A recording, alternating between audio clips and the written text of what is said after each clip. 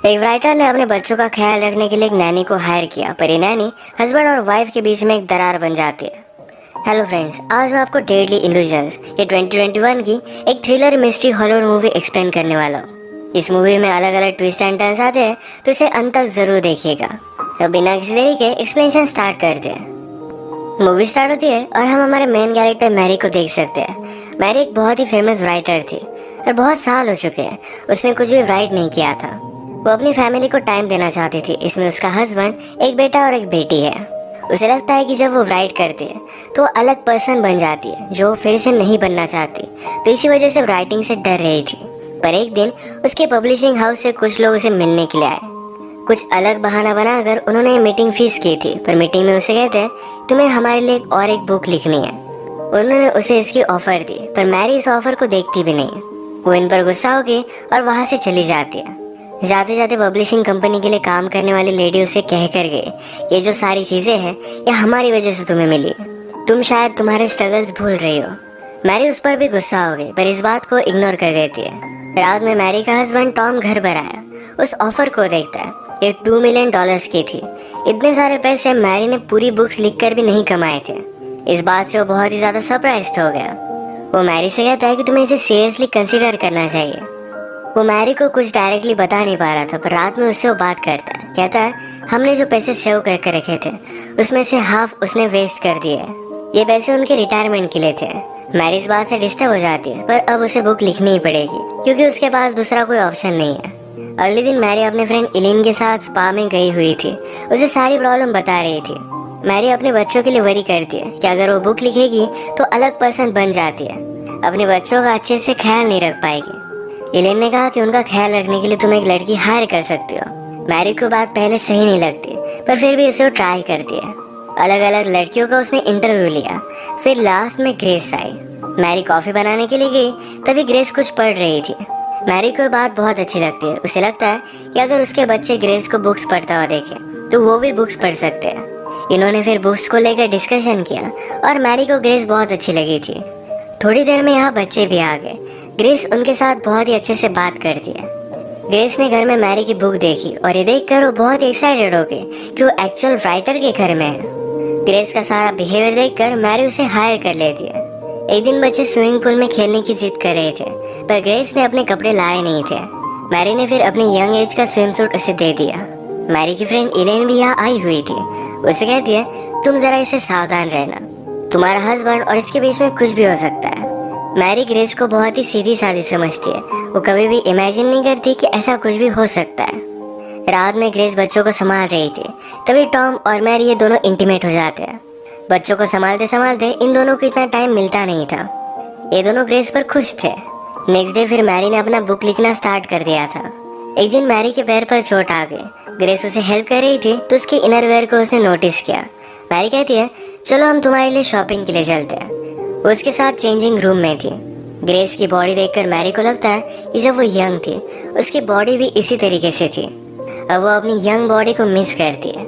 Grace ने Mary के हाथ लिए और अपने आप पर रखे। वो कहती है तुम फील कर पाओ, इसीलिए मैंने ये किया। वो क्लियरली उसके साथ फ्लर्ट कर रही थी।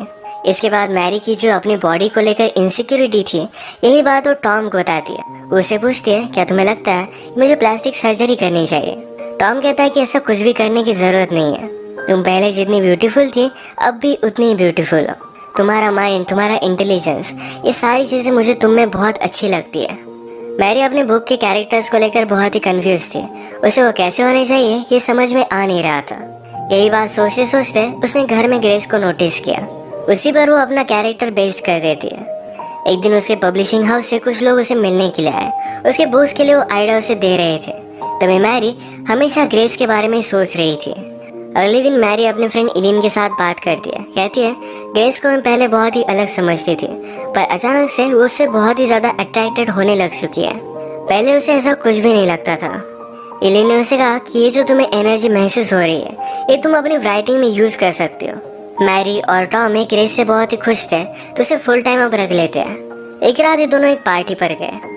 इलिन का हस्बैंड मैरी से कहता है तुम्हारी 4th बुक बहुत ही अच्छी थी, तुम्हें उस तरीके से फिर से राइट करना चाहिए। मैरी कहती है, जब मैंने उस बुक को लिखा था तो मेरे लाइफ में मैं बहुत ही डार्क प्लेस पे थी और फिर से उस प्लेस पर नहीं जाना चाहती। एलिन का हस्बैंड कहता है, शायद वही डार्कनेस एक राइटर को आर्टिस्ट बनाता है। अगले दिन मैरी अपने स्विमिंग पूल के पास हैंग आउट कर रही थी। वो ग्रेस को उसे मसाज करने के लिए कहती है। उसे बहुत अच्छा लगा तो स्विमिंग पूल में कूद गई। उसने ग्रेस को भी अपने पास आने के लिए कहा। ये दोनों एंजॉय कर रहे थे। बाहर आने के बाद दोनों ड्रंक हो जाते हैं। ग्रेस मैरी से कहती है कि कभी भी मैंने लाइफ में इसे फैमिली की तरह फील नहीं किया था।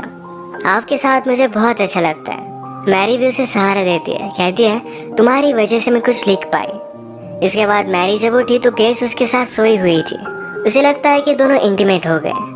मैरी पहले जब भी राइट करती थी तो क्या रियल क्या नहीं इसके बारे में डिस्टिंग्विश नहीं कर पाती, तो उसे पता नहीं कि वो ग्रेस के साथ इंटीमेट हुई भी या नहीं। नेक्स्ट डे सब मैरी के बच्चों का प्ले देखने के लिए गए। यहाँ पर मैरी ने ग्रेस से बात की। उसे कहती है, कल जो भी हुआ ये फिर से नहीं होना चाहिए, हम इसके बारे में बात भी नहीं करेंगे। ग्रेस कहती है कि कल कुछ भी नहीं हुआ। मैरी को लगता है कि ग्रेस उसकी बात समझ गई। मैरी अब भी ग्रेस को अपने दिमाग से निकाल नहीं पा रही थी। एक दिन वो बात लेते हुए इमेजिन करती है कि ग्रेस उसके पास आए, उसे प्लीज कर रही है। मैरी का बुक का काम और भी ज्यादा बढ़ चुका था। उसे बच्चे डिस्टर्ब ना करे, इसलिए टॉम बच्चों और ग्रेस को लेकर लंच के लिए बाहर आ गया। ये बात एलिन नोटिस करती है। उसे लगता है कि शायद टॉम और ग्रेस के बीच में कुछ अफेयर है। टॉम को आज लंच करते हुए ग्रेस बहुत ही अलग लगती है। वो हमेशा शर्मीली होती है पर आज बहुत ही ज्यादा कॉन्फिडेंट है। वो जानबूझकर टॉम को रिझाने की कोशिश कर रही थी और यह भी वर्क कर रहा था। वो उसे कहता है कि आज तुम बहुत ही अलग लग रहे हो, एक ग्रोन वुमन की तरह। फाइनली मैरी ने अपनी बुक कंप्लीट कर ली थी। इसे सेलिब्रेट करने के लिए वो ग्रेस को अपने साथ एक लेक पर लेकर जाती है। यहाँ पर वो ड्रिंक वगैरह कर सेलिब्रेट करते हैं। ग्रेस मैरी को किस करने लगी। मैरी ने उसे रोक लिया। वो कहती है, ये सब करना बहुत गलत है। मैं जब तुम्हें देखती हूँ तो अपने आप को पाती हूँ। तुम बहुत परफेक्ट हो पर हम ये सब नहीं कर सकते। जब वो घर जाने के लिए फिर से अपने बाइसिकल के पास आए तो किसी ने टायर को पंचर कर दिया था। रात में लेट घर पर पहुंचते तो एलिन और टॉम बात कर रहे थे। मैरी ने उसे पूछा कि तुम यहाँ क्यों हो। एलिन कहती है कि मुझे लगता है कि टॉम और ग्रेस के बीच में अफेयर चल रहा है, इसी के बारे में बात करने के लिए मैं आई हुई थी। मैरी ने पहले भी एलिन और टॉम को एक साथ देखा था तो इस वजह से वो एलिन पर ही शक करने लग जाती है। एलिन भी इस बात पर गुस्सा हो गई। उसे कहती है, तुम मेरी बेस्ट फ्रेंड हो, तुम्हारे साथ मैं ऐसा कभी भी नहीं कर सकती। इसके बाद वो यहाँ से चली गई। डिनर का प्रिपरेशन करते वक्त ग्रेस और मैरी एक साथ है तो इसमें ग्रेस मैरी को प्लीज करने लगती है। टॉम यहाँ पहुंचा पर वो कुछ भी देख नहीं पाता। मैरी को जरा नींद आ रही थी तो जल्दी सो जाती है। बीच रात में उसे अचानक से कुछ आवाज आ रहे थे। वो देखने के लिए गई तो ग्रेस और टॉम इंटीमेट हो रहे थे। ग्रेस से नोटिस करती है पर टॉम को कहती है उसने स्लीपिंग पिल्स ली हुई है, वो जब उठेगी तो उसे कुछ भी याद नहीं रहेगा। उठने पर मैरी को सब कुछ याद था। वो देखती है कि ग्रेस उसकी फैमिली के साथ डिनर कर रही थी। इस बात पर वो बहुत ज्यादा गुस्सा हो गई। उसने ग्रेस को बाहर निकाल दिया। रात में टॉम से फाइट कर दी। कहती है, मैंने इस फैमिली के लिए सब कुछ सैक्रिफाइस कर दिया, मेरे करियर को भी छोड़ दिया, पर मुझे इसके बदले में क्या मिला? तुम मुझ पर चीट कर रहे हो। टॉम कहता है कि ऐसा कुछ भी नहीं हुआ था, ये सिर्फ तुम्हारा एक सपना था। अगले दिन मैरी ने ग्रेस को जिस एजेंसी से अपॉइंट किया था वहाँ पर कॉल लगाया।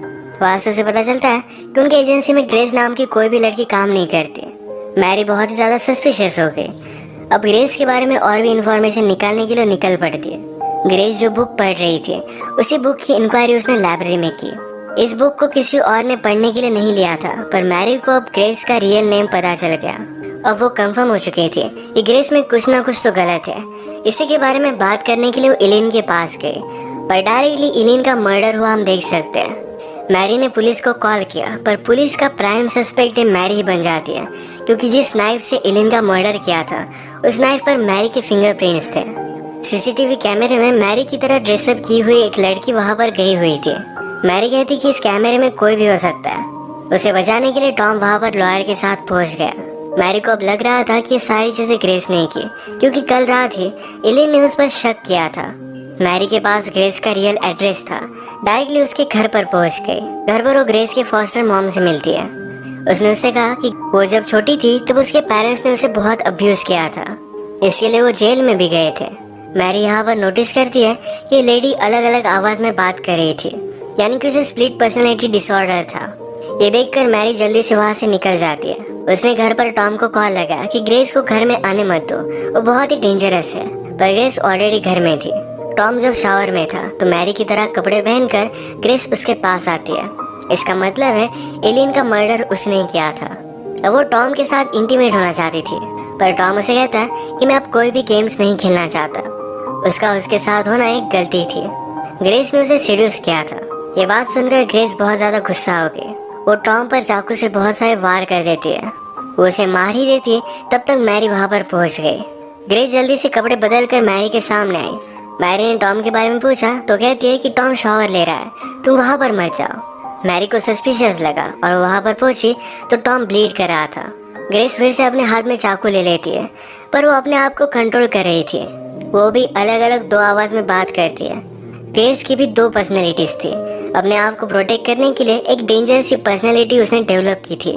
उसकी एक पर्सनैलिटी उसे बोल रही थी कि इन दोनों को मार डाले, पर एक्चुअल ग्रेस उसे रोक रही थी। ग्रेस अपने आप को फिर से उस स्वीट लड़की में कन्वर्ट करना चाहती थी, पर उसकी दूसरी पर्सनैलिटी उसे करने नहीं देती।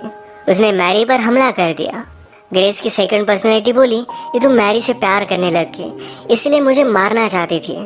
ये इविल पर्सनैलिटी पूरी तरीके से कंट्रोल ले लेती है। वो मैरी को मारने वाली थी, पर मैरी ने उसके सर पर हमला कर उसे बेहोश कर दिया। अब इसके बाद मूवी में डायरेक्टली 1 साल बीत चुका है। मैरी ने अपनी बुक कंप्लीट कर ली है। वो अपने फैमिली के साथ बहुत ही खुश हम देख सकते हैं। मूवी के एंड सीन में वो ग्रेस से मिलने के लिए गई। मैरी ने उसे हॉस्पिटल में एडमिट कर दिया है। उसे ठीक होने में हेल्प कर रही है।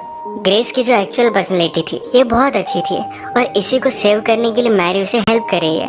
ये दोनों अब बहुत ही अच्छी फ्रेंड्स है। इसी के साथ ये मूवी एंड हो जाती है। ग्रेस बचपन में अब्यूज हुई थी, तो इसी वजह से हमेशा से फैमिली को पाना चाहती थी। वो जब मैरी की फैमिली से मिली तो ये खुद के लिए स्टील करना चाहती थी। फिर उसकी अलग पर्सनैलिटी उस पर हावी होने लग गई। उसी पर्सनैलिटी की